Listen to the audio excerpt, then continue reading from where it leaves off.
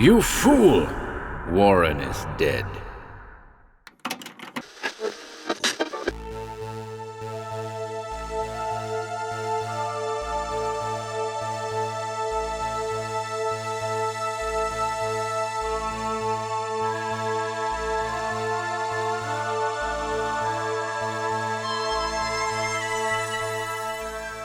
Welcome to HorrorBabble.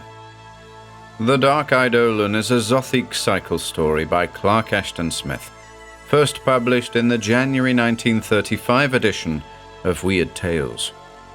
A powerful, vivid and eerie tale of the tremendous doom that was loosed upon the kingdom of Xylac by a vengeful sorcerer. And artwork by the fabulous Marty Borman. See below for a link to Marty's website. And without further ado,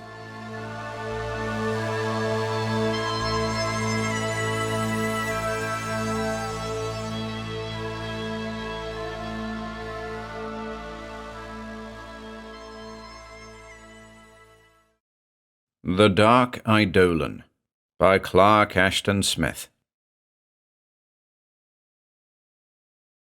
1. Poseidon, lord of 7 hells, wherein the single serpent dwells, with volumes drawn from pit to pit, through fire and darkness infinite. Poseidon, son of nether skies, thine ancient evil never dies. For I thy sombre fulgur's flame, on sunken worlds that have no name. Man's heart enthrones thee, still supreme, though the false sorcerers blaspheme. The Song of Zithra. On Zothique, the last continent of earth, the sun no longer shone with the whiteness of its prime, but was dim and tarnished as if with a vapour of blood. New stars without number had declared themselves in the heavens, and the shadows of the infinite had fallen closer. And out of the shadows the older gods had returned to man. The gods forgotten since Hyperborea, since Mu and Poseidonus, bearing other names but the same attributes. And the elder demons had also returned, battening on the fumes of evil sacrifice and fostering again the primordial sorceries.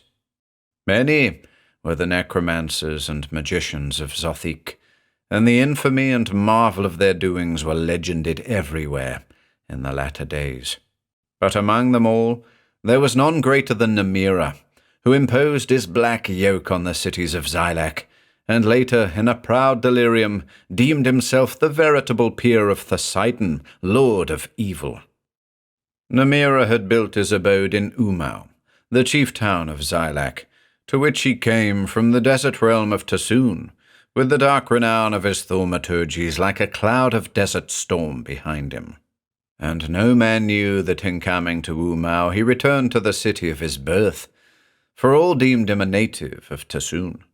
Indeed, none could have dreamt that the great sorcerer was one with the beggar boy Narthos, an orphan of questionable parentage, who had begged his daily bread in the streets and bazaars of Umau.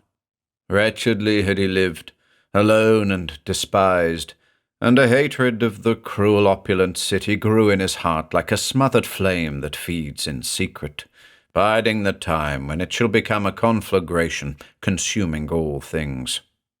Bitterer always, through his boyhood and early youth, was the spleen and rancour of Narthos toward men. And one day the prince Zatala, a boy but little older than he, riding a restive palfrey, came upon him in the square before the imperial palace, and Narthos implored an alms. But Zatala, scorning his plea, rode arrogantly forward, spurring the palfrey, and Narthos was ridden down and trampled under its hooves. And afterward, nigh to death from the trampling, he lay senseless for many hours, while the people passed him by, unheeding. And at last, regaining his senses, he dragged himself to his hovel, but he limped a little there after all his days, and the mark of one hoof remained like a brand on his body, fading never. Later, he left Umau and was forgotten quickly by its people. Going southward into Tassoon, He lost his way in the great desert, and was near to perishing. But finally he came to a small oasis, where dwelt the wizard Xylac, a hermit who preferred the company of honest jackals and hyenas to that of men. And Xylac, seeing the great craft and evil in the starveling boy, gave succour to Narthos and sheltered him. He dwelt for years with Xylac, becoming the wizard's pupil and the heir of his demon-wrested lore. Strange things he learned in that hermitage, being fed on fruits and grain that had sprung not from the watered earth, and wine that was not the juice of terrene grapes. And like Xylac, he became a master in devildom, and drove his own bond with the archfiend Poseidon. When Xylac died, he took the name of Namira, and went forth as a mighty sorcerer among the wandering peoples and the deep-buried mummies of Tassoon.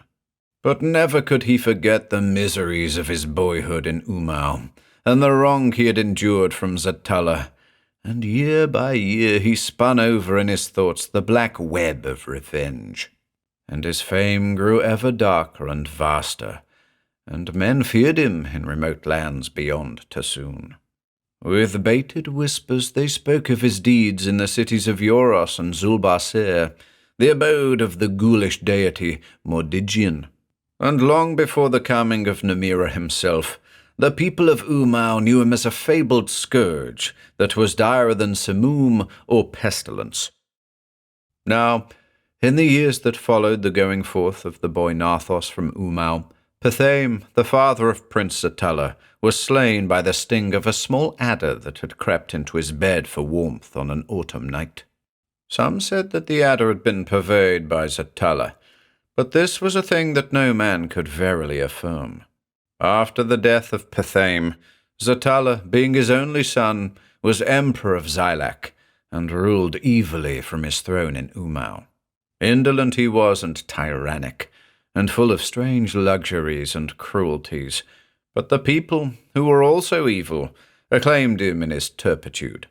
So he prospered, and the lords of hell and heaven smote him not.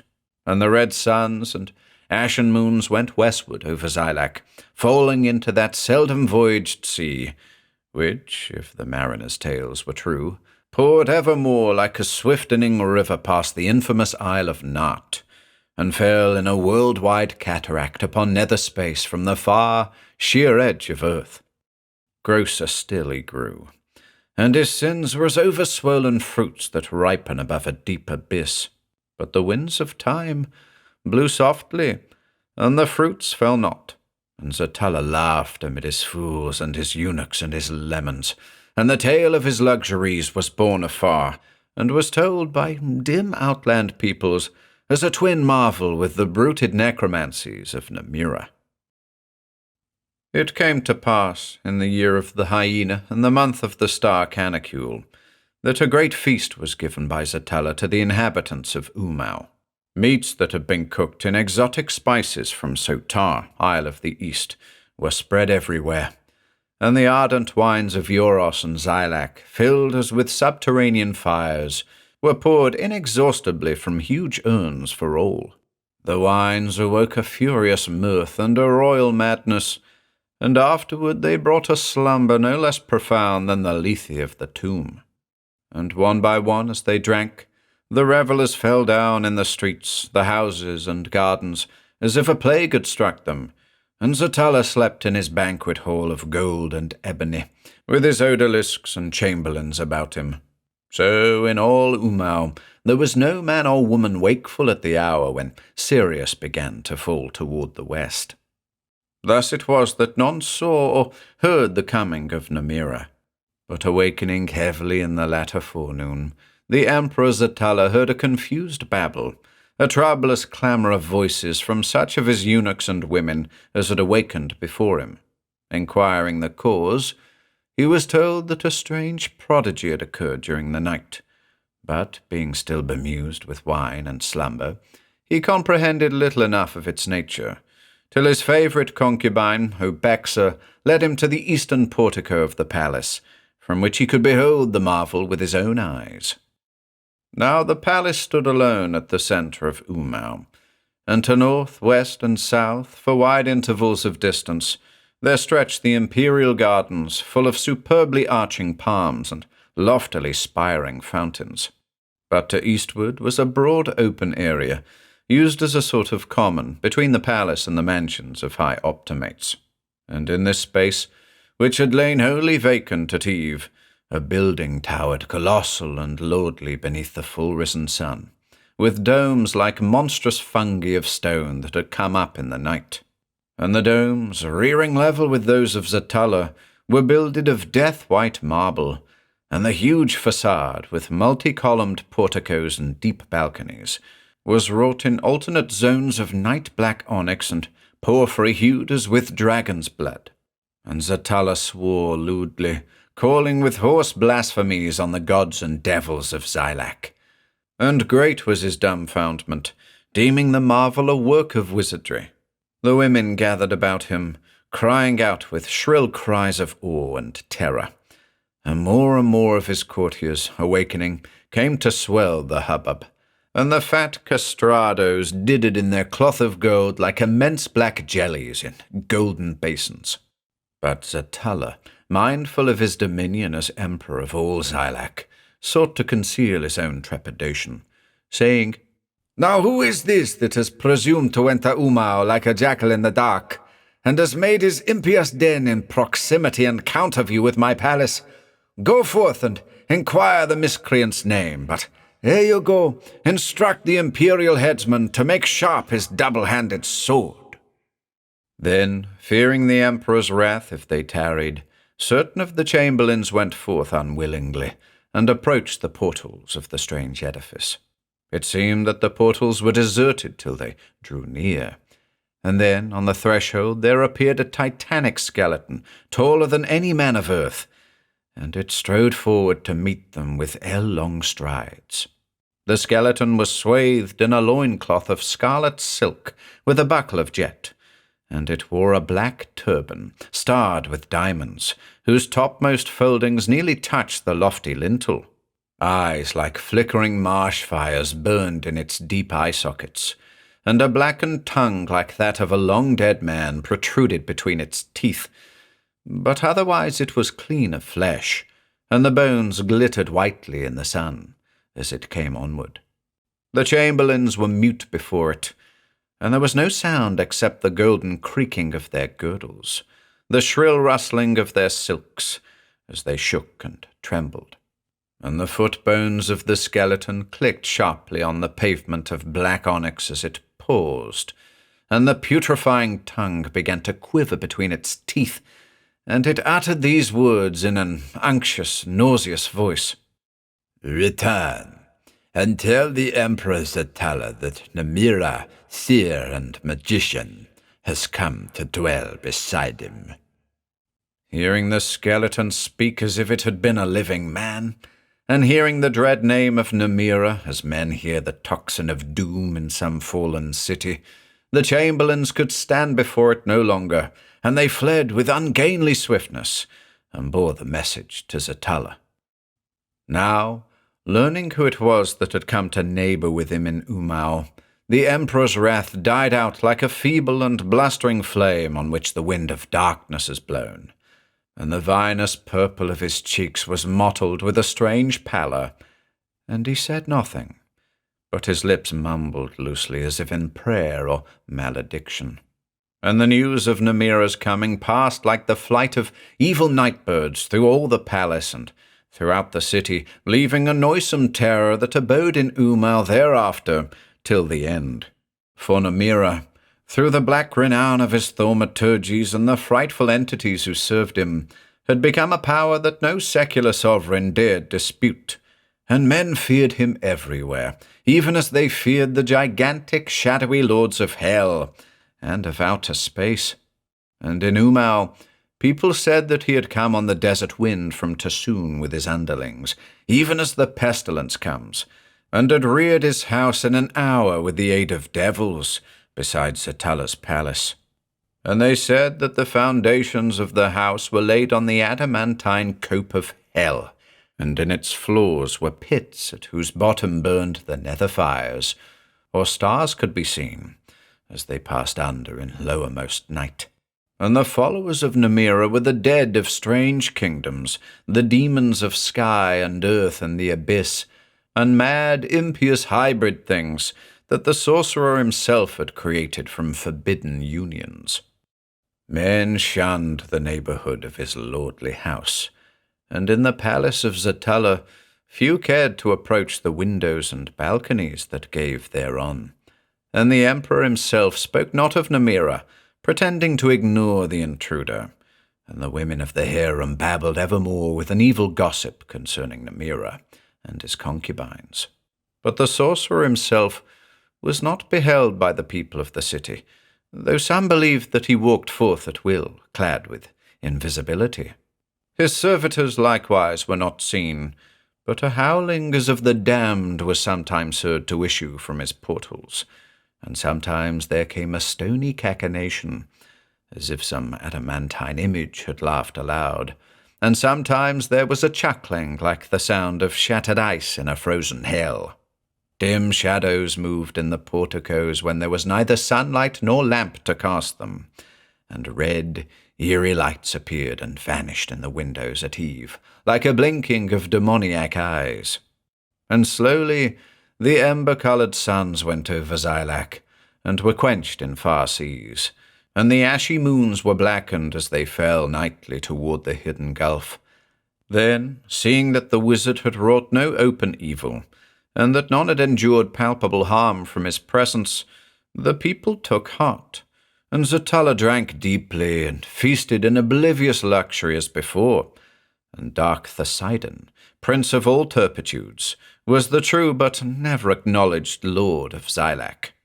And in time the men of Umau bragged a little of Namira and his dread thaumaturgies, even as they had boasted of the purple sins of Zatala.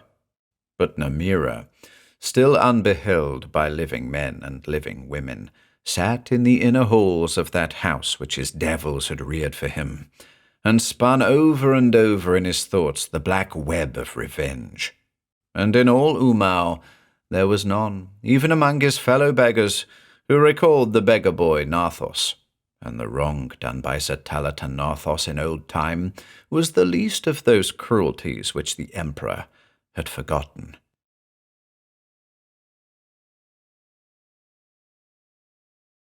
II.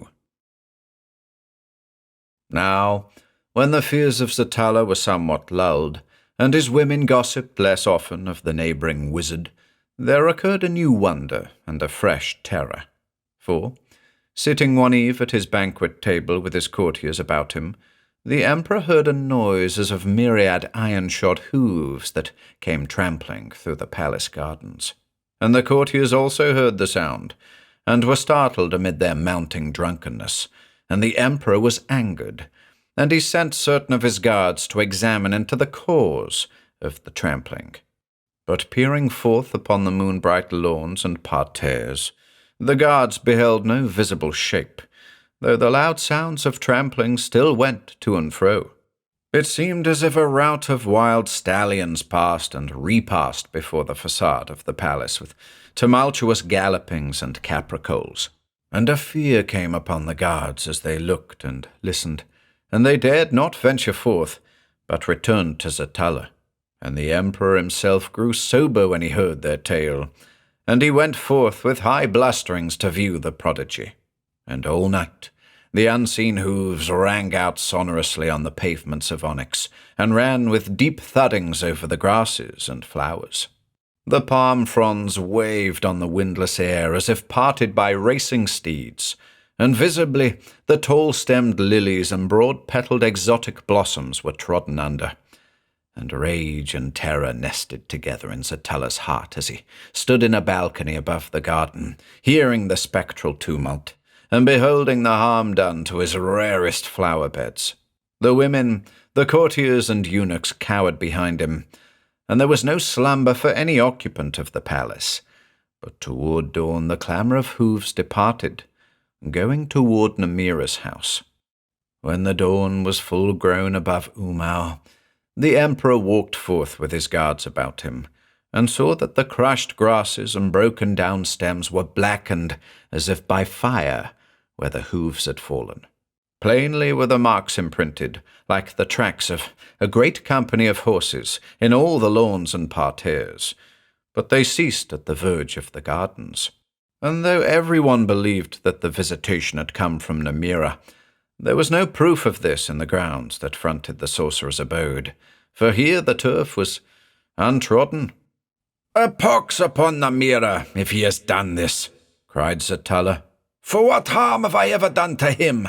Verily I shall set my heel on the dog's neck, and the torture wheel shall serve him even as these horses from hell have served my blood-red lilies of Sotar, and my vein-coloured irises of Nart, and my orchids from Ukastrog, which were purple as the bruises of love. Yea, though he stand the viceroy of the Sidon above earth, and overlord of 10,000 devils, my wheel shall break him, and fire shall heat the wheel white-hot in its turning, till he withers black as the seared blossoms." Thus did Zatala make his brag, but he issued no orders for the execution of the threat, and no man stirred from the palace toward Namira's house, and from the portals of the wizard none came forth, or if any came, there was no visible sign or sound. So the day went over, and the night rose, bringing later a moon that was slightly darkened at the rim, and the night was silent. And Zatala, sitting long at the banquet table, drained his wine-cup often and wrathfully, muttering new threats against Namira. And the night wore on, and it seemed that the visitation would not be repeated. But at midnight, lying in his chamber with Obexa, and fathom-deep in slumber from his wine, Zatala was awakened by a monstrous clangor of hooves that raced and capered in the palace porticos and in the long balconies. All night the hooves thundered back and forth, echoing awfully in the vaulted stone, while Zatala and Obexa, listening, huddled close amid their cushions and coverlets.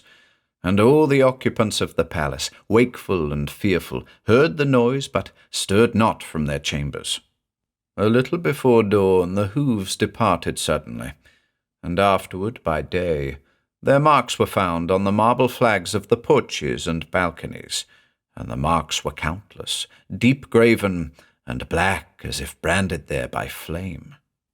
Like mottled marble were the emperor's cheeks when he saw the hoof-printed floors, and terror stayed with him henceforward, following him to the depths of his inebriety, since he knew not where the haunting would cease.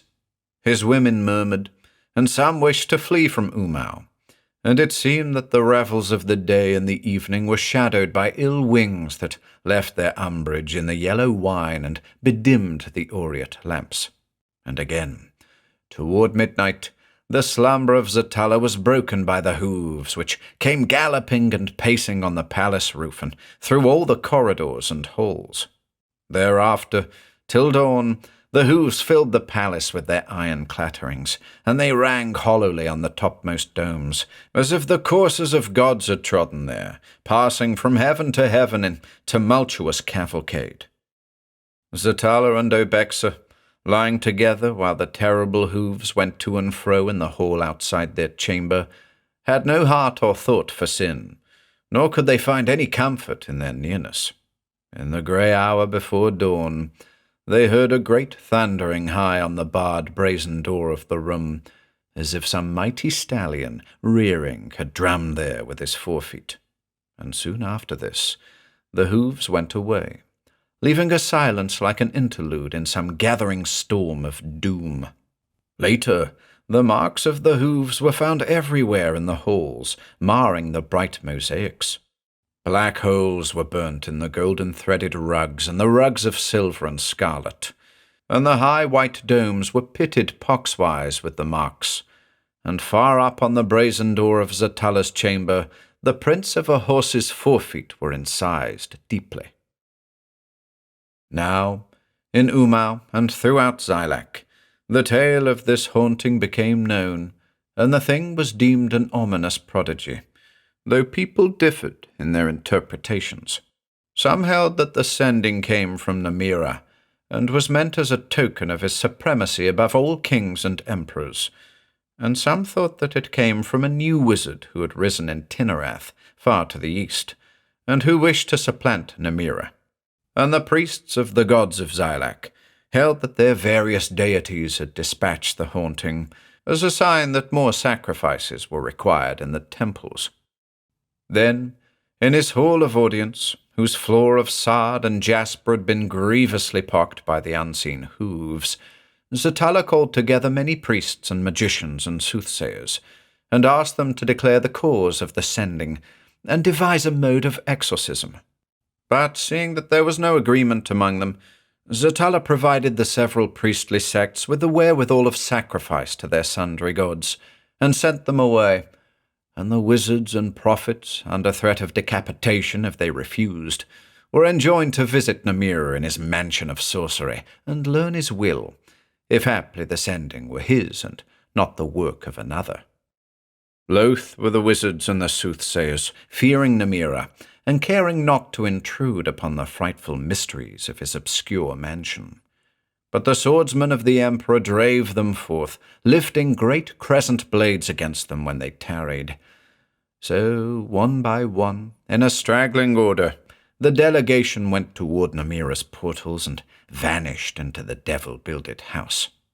Pale, muttering and distraught, like men who have looked upon hell and have seen their doom, they returned before sunset to the emperor, and they said that Namira had received them courteously, and had sent them back with this message. Be it known to Zothique that the haunting is a sign of that which he has long forgotten, and the reason of the haunting will be revealed to him at the hour prepared and set apart by destiny.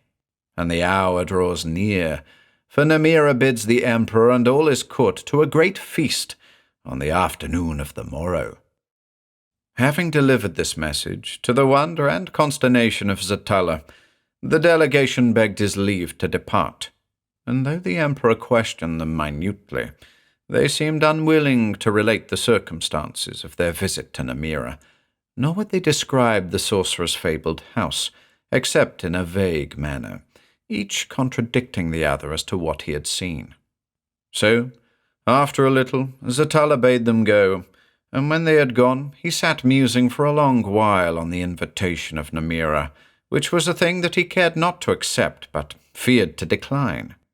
That evening he drank even more liberally than was his wont, and he slept a Lethean slumber, nor was there any noise of trampling hoofs about the palace to awaken him. And silently during the night, the prophets and the magicians passed like furtive shadows from Umau, and no man saw them depart. And at morning they were gone from Xylac into other lands, never to return. Now, on that same evening in the great hall of his house, Namira sat alone, having dismissed the mummies, the monsters, the skeletons, and familiars who attended him ordinarily. Before him, on an altar of jet, was the dark, gigantic statue of Poseidon, which a devil-begotten sculptor had wrought in ancient days for an evil king of Tassoon called Farnock. The archdemon was depicted in the guise of a full-armored warrior, lifting a spiky mace as if in heroic battle. Long had the statue lain in the desert-sunken palace of Farnock, whose very site was disputed by the nomads, and Namira, by his divination, had found it and had reared up the infernal image to abide with him always thereafter. And often, through the mouth of the statue, Poseidon would utter oracles to Namira, or would answer interrogations. Before the black-armored image there hung 7 silver lamps, wrought in the form of horses' skulls, with flames issuing changeably in blue and purple and crimson from their eye sockets. Wild and lurid was their light, and the face of the demon, peering from under his crested helmet, was filled with malign, equivocal shadows that shifted and changed eternally. And sitting in his serpent-carven chair, Namira regarded the statue grimly, with a deep furrowed frown between his eyes, for he had asked a certain thing of Poseidon, and the fiend, replying through the statue, had refused him, and rebellion was in the heart of Namira, grown mad with pride, and deeming himself the lord of all sorcerers, and a ruler by his own right among the princes of devildom. So, after long pondering, he repeated his request in a bold and haughty voice, like one who addresses an equal rather than the all-formidable suzerain to whom he has sworn a fatal fealty. "I have helped you heretofore in all things," said the image with stony and sonorous accents that were echoed metallically in the 7 silver lamps. "Yea, the undying worms of fire and darkness have come forth like an army at your summons, and the wings of nether genii have risen to occlude the sun when you called them.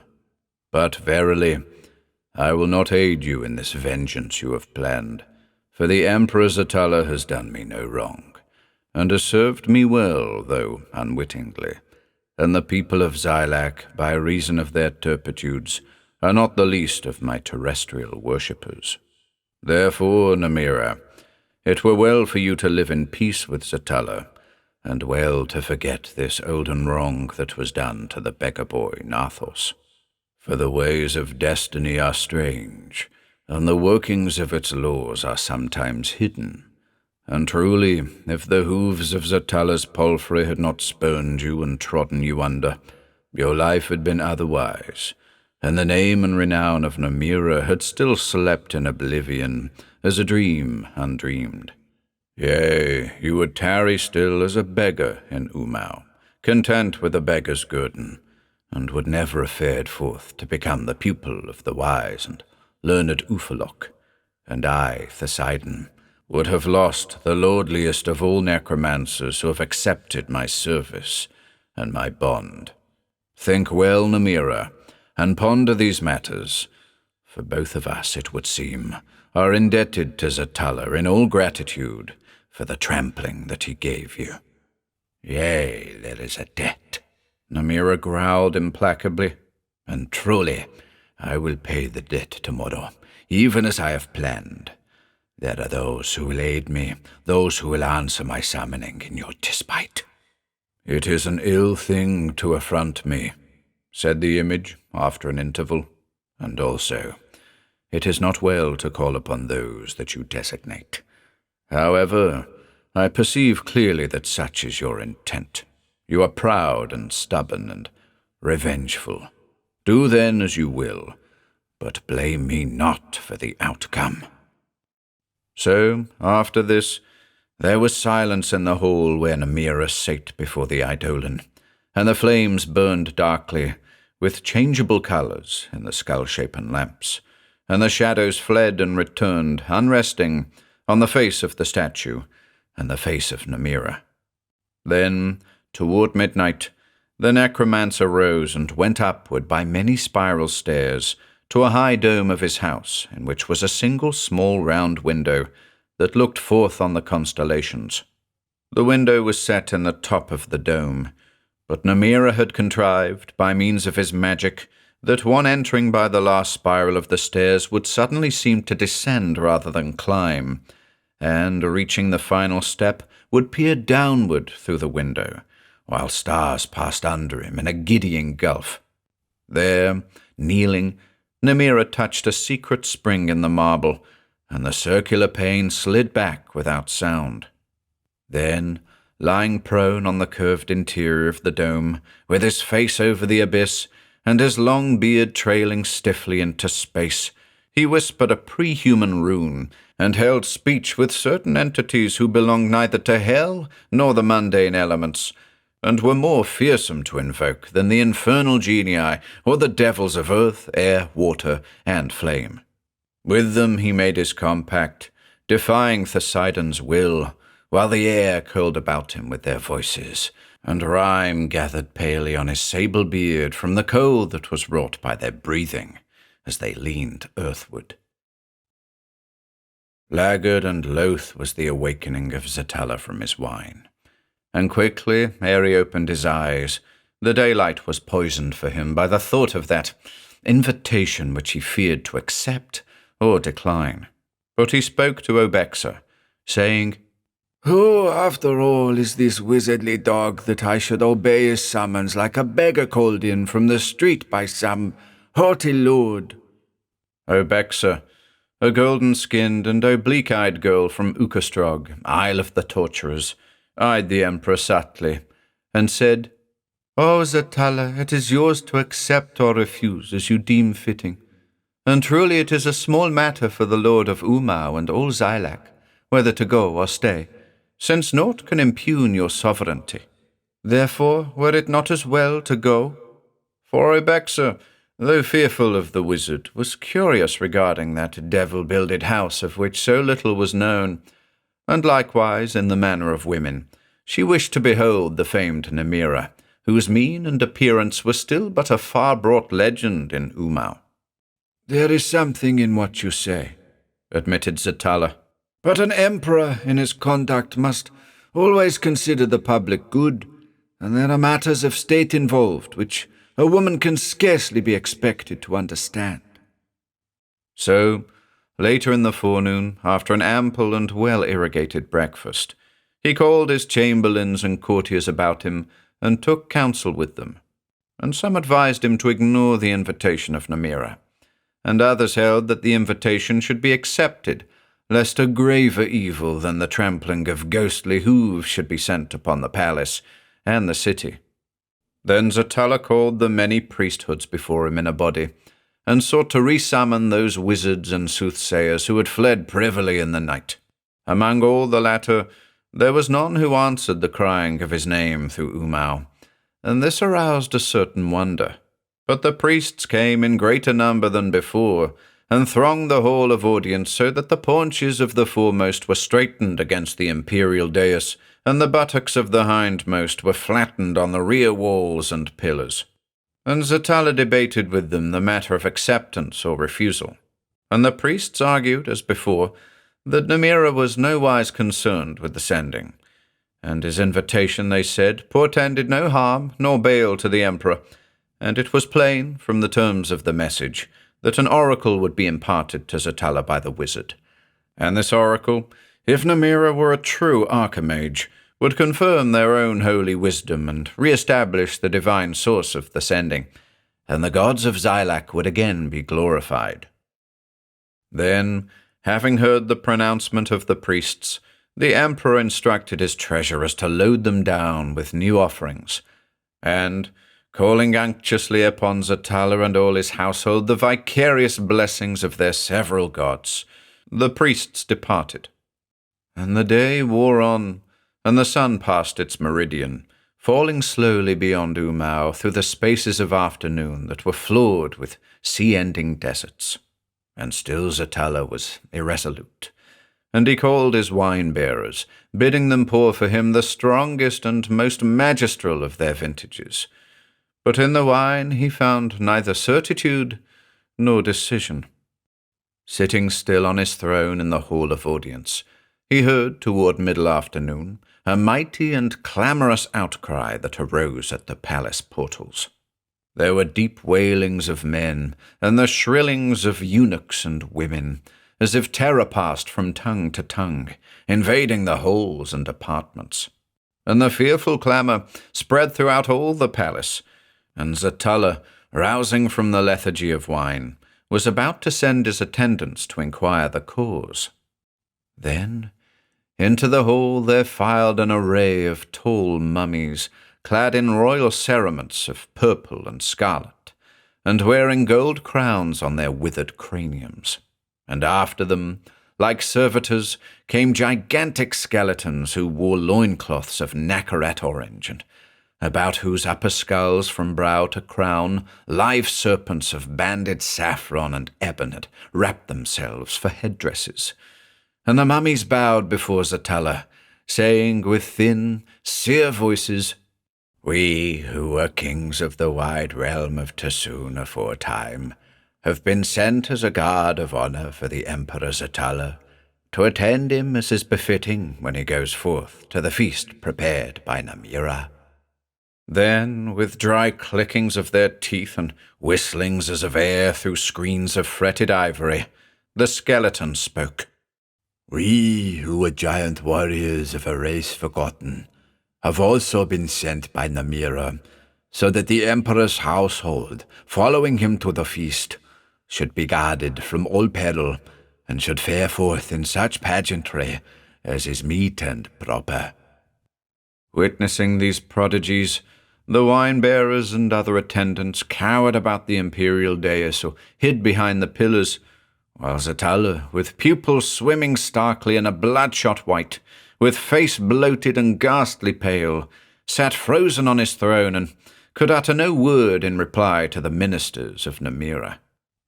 Then, coming forward, the mummy said in dusty accents, "All is made ready, and the feast awaits the arrival of Zothique."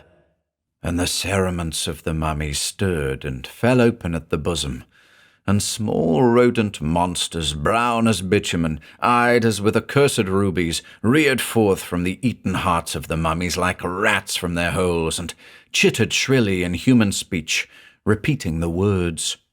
The skeletons in turn took up the solemn sentence, and the black and saffron serpents hissed it from their skulls, and the words were repeated lastly in baleful rumblings by certain furry creatures of dubious form, hitherto unseen by Zothique, who sat behind the ribs of the skeletons, as if in cages of white wicker. Like a dreamer who obeys the doom of dreams, the emperor rose from his throne and went forward, and the mummies surrounded him like an escort, and each of the skeletons drew from the reddish-yellow folds of his loincloth a curiously pierced archaic flute of silver, and all began a sweet and evil and deathly fluting as the emperor went out through the halls of the palace.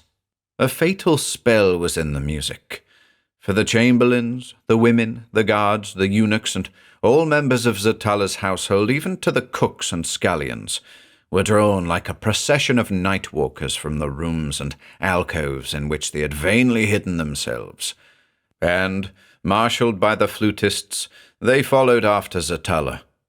A strange thing it was to behold this mighty company of people going forth in the slanted sunlight toward Namira's house, with a cortege of dead kings about them, and the blown breath of skeletons thrilling eldritchly in the silver flutes. And little was Zothique comforted when he found the girl Obexa at his side, moving as he, in a thraldom of involution horror, with the rest of his women close behind. Coming to the open portals of Namira's house, the emperor saw that they were guarded by great crimson-wattled things, half dragon, half man, who bowed before him, sweeping their wattles like bloody besoms on the flags of dark onyx. And the emperor passed with Obexa between the louting monsters, with the mummies, the skeletons, and his own people behind him in strange pageant, and entered a vast and multi-columned hall, where the daylight, following timidly, was drowned by the baleful, arrogant blaze of 1,000 lamps. Even amid his horror, Zothique marvelled at the vastness of the chamber, which he could hardly reconcile with the mansion's outer length and height and breadth, though these indeed were of most palatial amplitude. For it seemed that he gazed down great avenues of topless pillars and vistas of tables laden with piled-up viands and thronged urns of wine that stretched away before him into luminous distance and gloom as of starless night. In the wide intervals between the tables, the familiars of Namira and his other servants went to and fro incessantly, as if a phantasmagoria of ill dreams were embodied before the emperor. Kingly cadavers in robes of time-rotten brocade, with worms seething in their eye-pits, poured a blood-like wine into cups of the opalescent horn of unicorns. Lamias, trident-tailed, and four-breasted chimeras came in with fuming platters lifted high by their brazen claws. Dog-headed devils, tongued with lolling flames, ran forward to offer themselves as ushers for the company. And before Zothique and Obexa, there appeared a curious being with the full-fleshed lower limbs and hips of a great black woman, and the clean-picked bones of some titanic ape from there upward. And this monster signified by certain indescribable becks of its finger bones that the emperor and his favourite odalisque were to follow it. Verily, it seemed to Zothique that they had gone a long way into some malignly litten cavern of hell, when they came to the end of that perspective of tables and columns down which the monster had led them. Here, at the room's end, apart from the rest, was a table at which Namira sat, alone, with the flames of the 7 horse-skull lamps burning restlessly behind him, and the mailed black image of Poseidon towering from the altar of jet at his right hand. And a little aside from the altar, a diamond mirror was upborne by the claws of iron basilisks.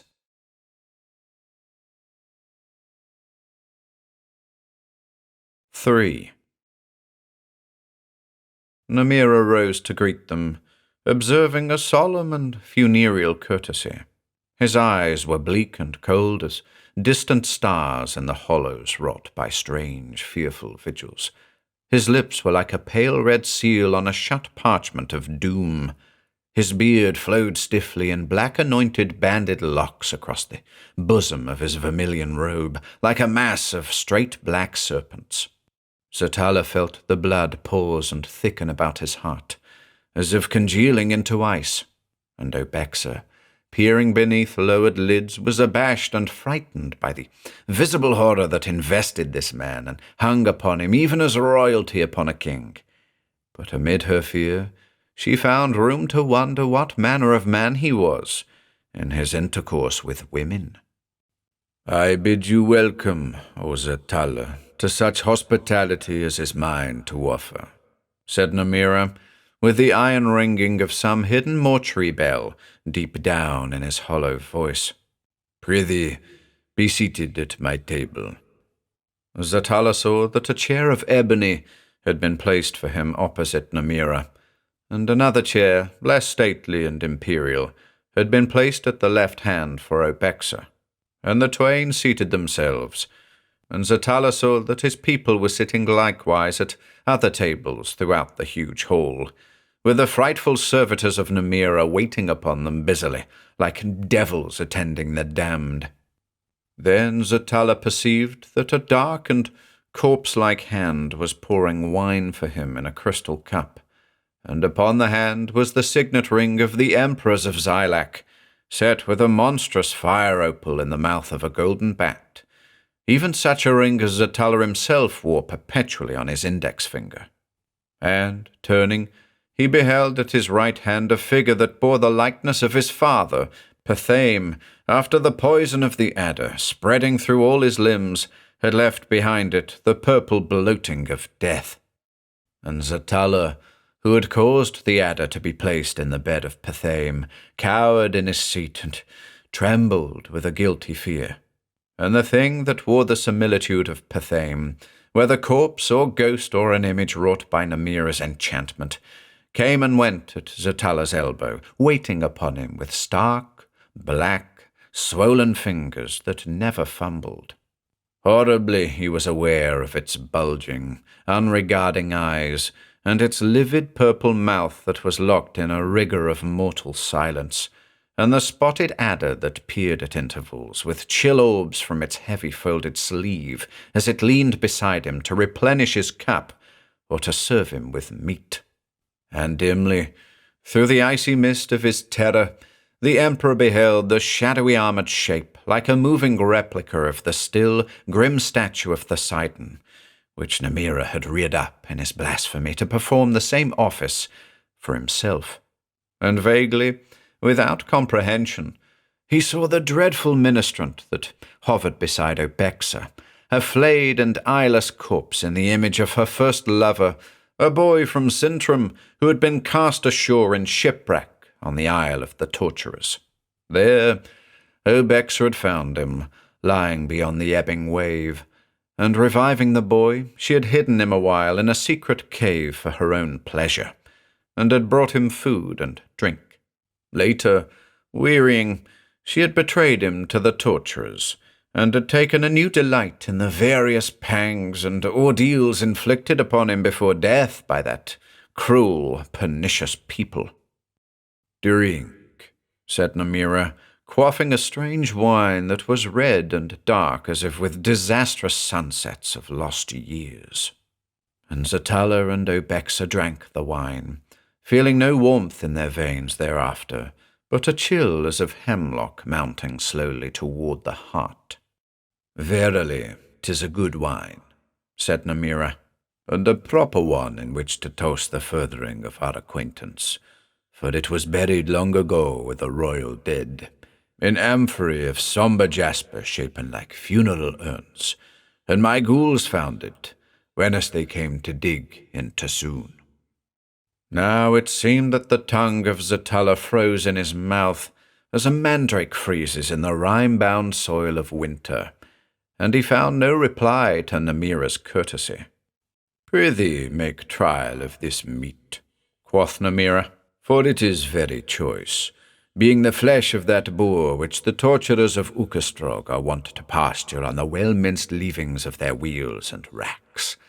And, moreover, my cooks have spiced it with the powerful balsams of the tomb, and have fasted it with the hearts of adders and the tongues of black cobras." Naught could the Empress say, and even Obexa was silent, being sorely troubled in her turpitude by the presence of that flayed and piteous thing which had the likeness of her lover from Sintram. And her dread of the necromancer grew prodigiously, for his knowledge of this old forgotten crime and the raising of the phantasm appeared to her a more baleful magic than all else. "Now, I fear," said Namira, "that you find the meat devoid of savour, and the wine without fire. So, to enliven our feasting, I shall call forth my singers and my musicians." He spoke a word unknown to Zatala or Obexa, which sounded throughout the mighty hall as if 1,000 voices in turn had taken it up and prolonged it. Anon there appeared the singers, who were she-ghouls with shaven bodies and hairy shanks, and long yellow tushes full of shredded carrion curving across their chaps from mouths that fawned hyena-wise on the company. Behind them entered the musicians, some of whom were male devils pacing erect on the hindquarters of sable stallions and plucking with the fingers of white apes at lyres of the bone and sinew of cannibals from Nart, and others were pied satyrs puffing their goatish cheeks at hautboys made from the femur of young witches, or bagpipes formed from the bosom skin of negro queens and the horn of rhinoceri. They bowed before Namira with grotesque ceremony. Then, without delay, the she-ghouls began a most dolorous and execrable howling, as of jackals that have sniffed their carrion, and the satyrs and devils played a lament that was like the moaning of desert-born winds through forsaken palace harems.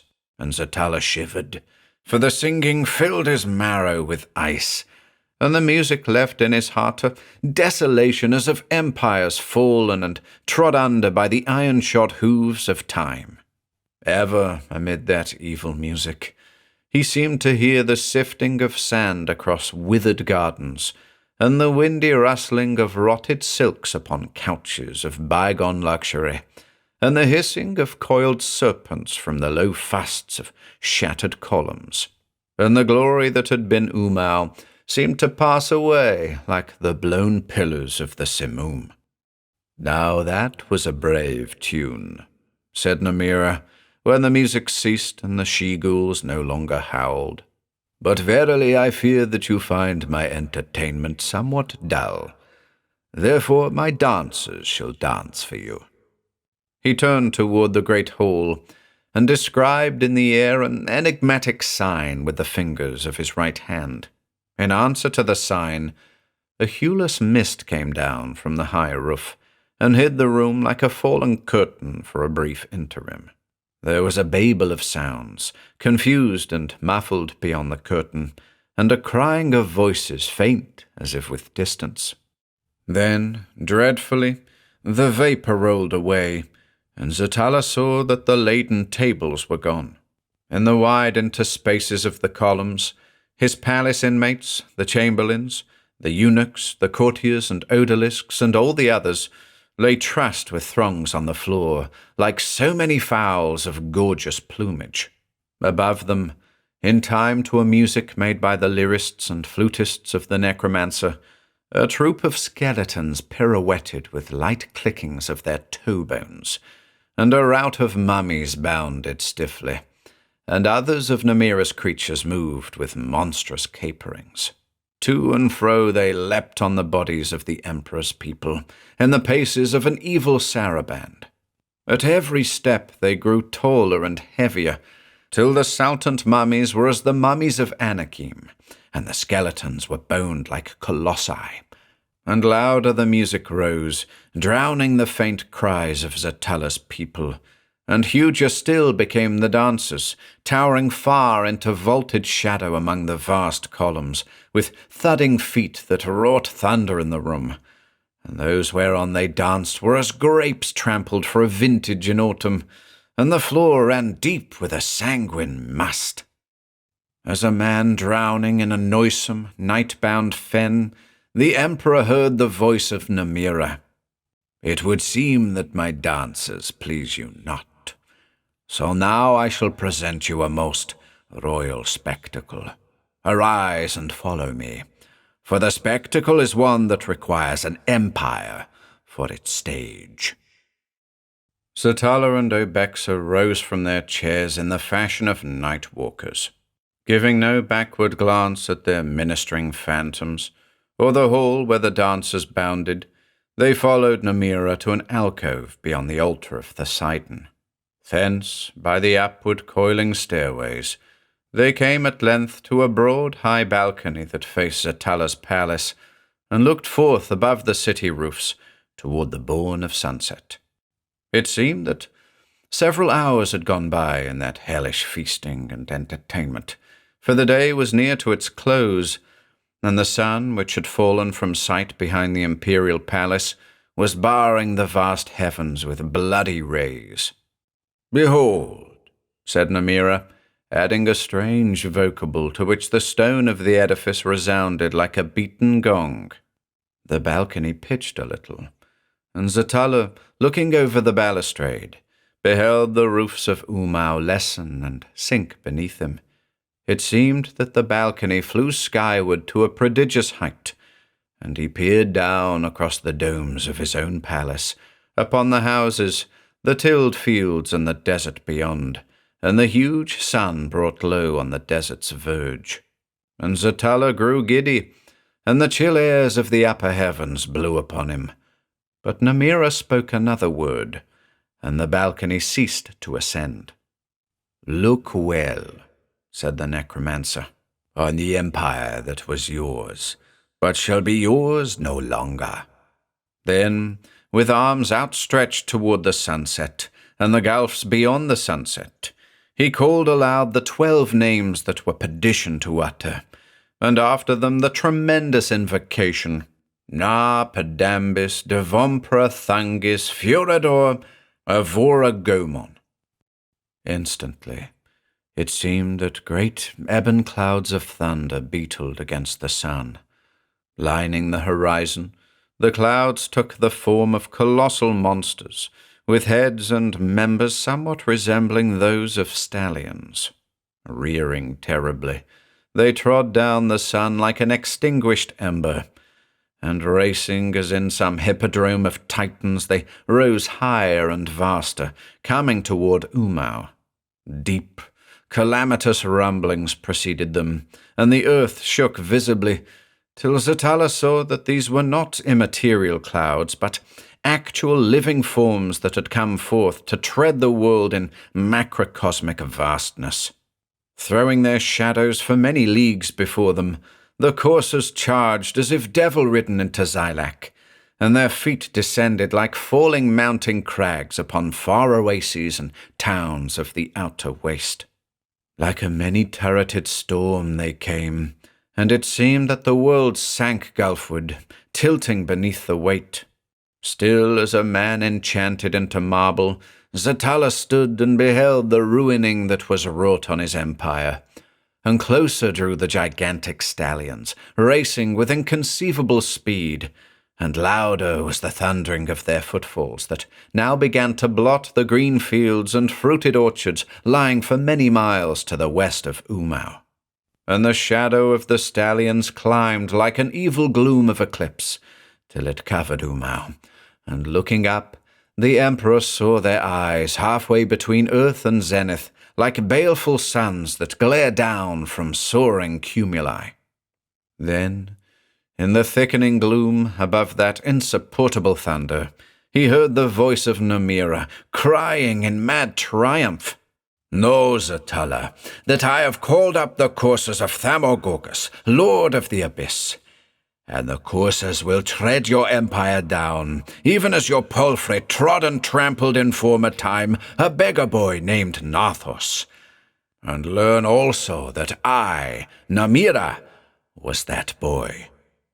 And the eyes of Namira, filled with a vain glory of madness and bale, burned like malign, disastrous stars at the hour of their culmination.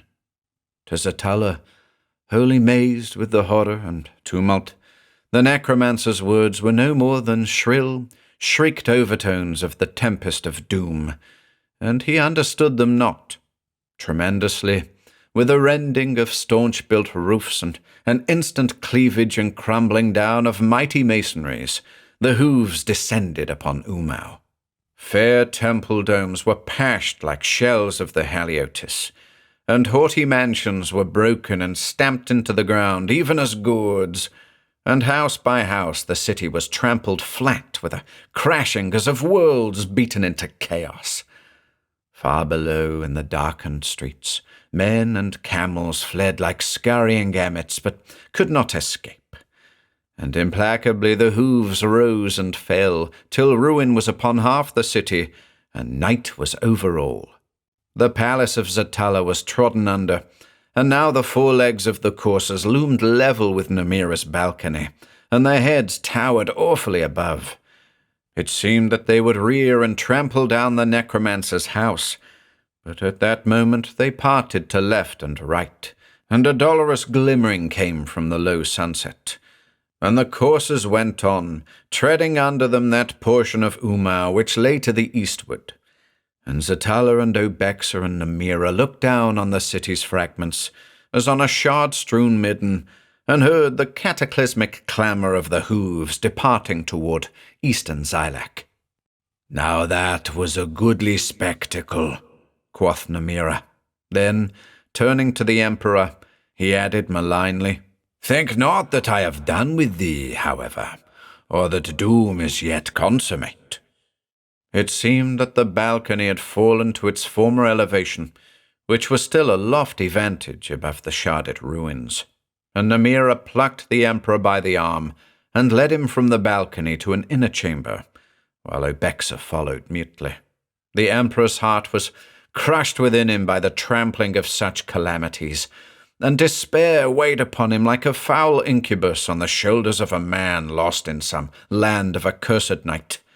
And he knew not that he had been parted from Obexa on the threshold of the chamber, and that certain of Namira's creatures, appearing like shadows, had compelled the girl to go downward with them by the stairs, and had stifled her outcries with their rotten cerements as they went. The chamber was one that Namira used for his most unhallowed rites and alchemies. The rays of the lamps that illumined it were saffron red, like the spilt ichor of devils, and they flowed on aludels and crucibles and black athanors and alembics, whereof the purpose was hardly to be named by mortal man. The sorcerer heated in one of the alembics a dark liquid full of star-cold lights, while Zothala looked on, unheeding, and when the liquid bubbled and sent forth a spiral vapour, Namira distilled it into goblets of gold-rimmed iron, and gave one of the goblets to Zothala, and retained the other himself. And he said to Zothala with a stern, imperative voice, "I bid thee quaff this liquor." Zothala, fearing that the draught was poison, hesitated, and the necromancer regarded him with a lethal gaze, and cried loudly, "Fearest thou to do as I?" and therewith he set the goblet to his lips. So the emperor drank the draught, constrained as if by the bidding of some angel of death, and a darkness fell upon his senses. But ere the darkness grew complete, he saw that Namira had drained his own goblet. Then, with unspeakable agonies, it seemed that the emperor died, and his soul floated free, and again he saw the chamber, though with bodiless eyes. And discarnate he stood in the saffron-crimson light, with his body lying as if dead on the floor beside him, and near it the prone body of Namira, and the 2 fallen goblets. Standing thus, he beheld a strange thing, for anon his own body stirred and arose, while that of the necromancer remained still as death. And Zothique looked on his own lineaments and his figure in its short cloak of azure samite, sewn with black pearls and balas rubies, and the body lived before him, though with eyes that held a darker fire and a deeper evil than was their wont. Then, without corporeal ears, Zothique heard the figure speak, and the voice was the strong, arrogant voice of Namira, saying, "Follow me, O houseless phantom, and do in all things as I enjoin thee." Like an unseen shadow, Zothique followed the wizard, and the twain went downward by the stairs to the great banquet hall. They came to the altar of Poseidon and the mailed image, with the 7 horse-skull lamps burning before it as formerly. Upon the altar, Zothique's beloved leman Obexa, who alone of women had power to stir his sated heart, was lying bound with thongs at Poseidon's feet. But the hall beyond was deserted, and nothing remained of that saturnalia of doom except the fruit of the treading, which had flowed together in dark pools among the columns. Namira, using the emperor's body in all ways for his own, paused before the Dark Eidolon, and he said to the spirit of Zothique, "Be imprisoned in this image, without power to free thyself or to stir in any wise."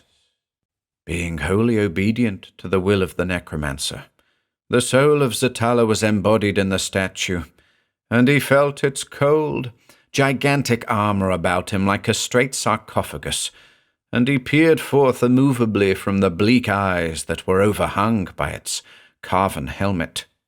Gazing thus, he beheld the change that had come on his own body through the sorcerous possession of Namira. For below the short azure cloak, the legs had turned suddenly to the hind legs of a black stallion, with hooves that glowed redly as if heated by infernal fires. And even as Zothique watched this prodigy, the hooves glowed white and incandescent, and fumes mounted from the floor beneath them. Then, on the black altar, the hybrid abomination came pacing haughtily toward Obexa, and smoking hoof-prints appeared behind it as it came, pausing beside the girl, who lay supine and helpless regarding it with eyes that were pools of frozen horror. It raised one glowing hoof and set the hoof on her naked bosom between the small breast cups of golden filigree begemmed with rubies. And the girl screamed beneath that atrocious treading as the soul of one newly damned might scream in hell, and the hoof glared with intolerable brilliance as if freshly plucked from a furnace wherein the weapons of demons were forged. At that moment, in the cowed and crushed and sodden shade of the Emperor Zothique, close locked within the adamantine image, there awoke the manhood that had slumbered unaroused before the ruining of his empire and the trampling under of his retinue. Immediately, a great abhorrence and a high wrath were alive in his soul, and mightily he longed for his own right arm to serve him, and a sword in his right hand. Then it seemed that a voice spoke within him, chill and bleak and awful, and as if uttered inwardly by the statue itself. And the voice said, "I am Poseidon, lord of the 7 hells beneath the earth, and the hells of man's heart above the earth, which are 7 times 7. For the moment, O Zothique, My power has become thine for the sake of a mutual vengeance. Be one in all ways with the statue that has my likeness, even as the soul is one with the flesh. Behold, there is a mace of adamant in thy right hand. Lift up the mace and smite." Zothique was aware of a great power within him, and giant thews about him that thrilled with the power and responded agilely to his will. He felt in his mailed right hand the haft of the huge, spiky-headed mace, and though the mace was beyond the lifting of any man in mortal flesh, it seemed no more than a goodly weight to Zothique. Then, rearing the mace like a warrior in battle, he struck down with one crashing blow the impious thing that wore his own rightful flesh, united with the legs and hooves of a demon courser. And the thing crumpled swiftly down and lay with the brain spreading pulpily from its shattered skull on the shining jet. And the legs twitched a little, and then grew still, and the hooves glowed from a fiery, blinding white to the redness of red-hot iron, cooling slowly. For a space there was no sound, other than the shrill screaming of the girl Obexa, mad with pain and the terror of those prodigies which she had beheld. Then, in the soul of Zothique, grown sick with that screaming, the chill, awful voice of Poseidon spoke again. "Go free, for there is nothing more for thee to do." So the spirit of Zothique passed from the image of Poseidon, and found in the wide air the freedom of utter nothingness and oblivion. But the end was not yet for Namira, whose mad, arrogant soul had been loosened from Zothique's body by the blow, and had returned darkly, not in the manner planned by the magician, to its own body lying in the room of accursed rites and forbidden transmigrations. There Namira woke anon, with a dire confusion in his mind, and a partial forgetfulness, for the curse of Poseidon was upon him now, because of his blasphemies. Nothing was clear in his thought, except a malign, exorbitant longing for revenge, but the reason thereof and the object were as doubtful shadows, and still prompted by that obscure animus, he arose, and girding to his side an enchanted sword with runic sapphires and opals in its hilt, he descended the stairs and came again to the altar of Poseidon, where the mailed statue stood impassive as before, with the poised mace in its immovable right hand, and below it, on the altar, the double sacrifice. A veil of weird darkness was upon the senses of Namira, and he saw not the stallion-legged horror that lay dead with slowly blackening hooves, and he heard not the moaning of the girl Obexa, who still lived beside it. But his eyes were drawn by the diamond mirror that was upheld in the claws of black iron basilisks beyond the altar, and going to the mirror, he saw therein a face that he knew no longer for his own, and because his eyes were shadowed and his brain filled with shifting webs of delusion, he took the face for that of the emperor, Zothique. Insatiable as hell's own flame, his old hatred rose within him, and he drew the enchanted sword and began to hew therewith at the reflection. Sometimes, because of the curse laid upon him, and the impious transmigration which he had performed, he thought himself Zothique warring with the necromancer, and again, in the shiftings of his madness, he was Namira smiting at the emperor, and then, without name, he fought a nameless foe, and soon the sorceress blade, though tempered with formidable spells, was broken close to the hilt, and Namira beheld the image, still unharmed.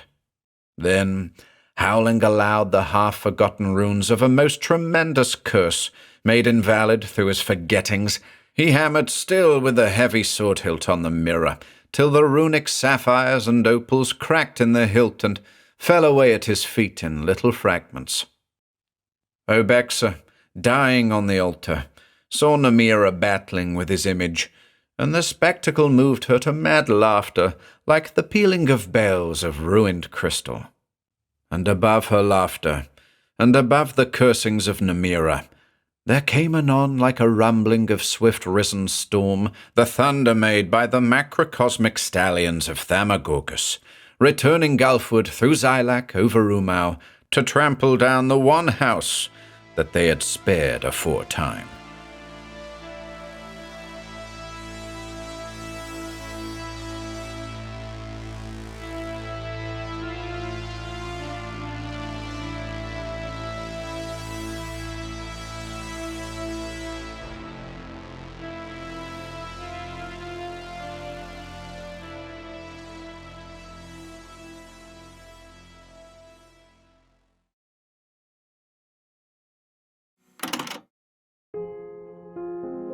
If you enjoyed listening today, be sure to subscribe to the channel by hitting the red subscribe button below.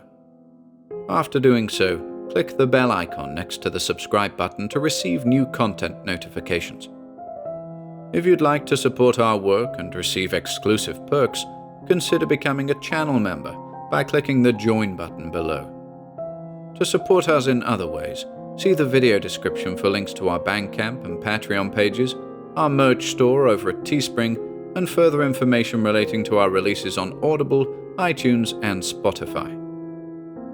And until next time,